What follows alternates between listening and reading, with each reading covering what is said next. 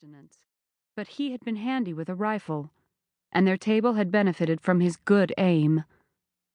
Yet she didn't regret sending him packing. She'd rather eat beans and bacon 7 days a week and feel that her charges were safe than enjoy wild game and have to worry about illicit shenanigans. Their plates full, everyone picked up their forks and partook of the feast. While they ate, easy conversation floated around the table, covering the whine of a cold wind outside. It sounded as if a storm was brewing, but Christina had no concerns. The sturdy limestone construction of the towering 3-story house could withstand Kansas wind, rain, hail, and snow. How she loved this house, and the security it provided her, and the needy individuals who resided beneath the roof of the Brambleville Asylum for the poor. And what a unique group of needy now filled the chairs. Louisa assisted Tommy Kilgore, the little blind boy who'd been deposited on the poor farm steps 2 years ago, and her sister-in-law, Rose, saw to the 7-year-old orphaned twins, Joe and Florrie Alexander. Their newest arrival, a quiet young woman named Cora Jennings, who claimed her mother had cast her out, slipped from her chair and circled the table, refilling coffee cups.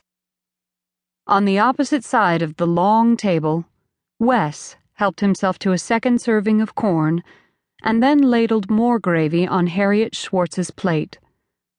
Observing the simple-minded man's solicitude for the elderly woman, Christina couldn't help but smile.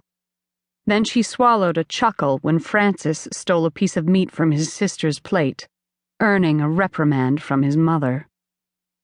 Christina held her fork idle beside her plate and simply basked in the feeling of family represented by this ragtag assortment of discarded humanity. Love swelled in her breast for every one of the people sharing her table, from chubby little Joe to gray-headed Herman. Oh, Father, a prayer formed effortlessly within her heart. Thank you, that even though Mama and Papa are with you now instead of with me, I am not alone. I will always have my residents who bring me such joy and fulfillment. Miss Willems. Wes's voice pulled Christina from her reflections. Ain't there no bread? Need it to soak up my gravy. Christina gave a rueful shake of her head. No, we used the last of it at lunch, but don't worry.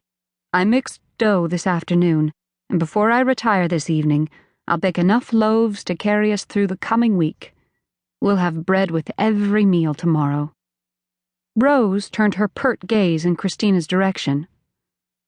Would you like my help with the bread baking? The residents shared the operations of the poor farm to the extent their age and abilities allowed.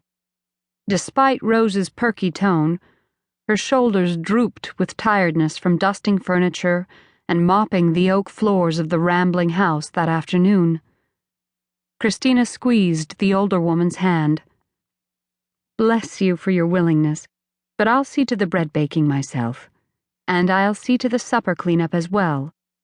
A soft mutter of protests rose, but Christina waved her hands and stilled the voices. No, you've all done more than enough work today.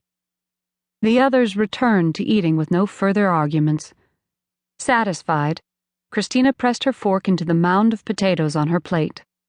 Ultimately, the Brambleville Asylum for the poor was her responsibility, just as it had once been her father's.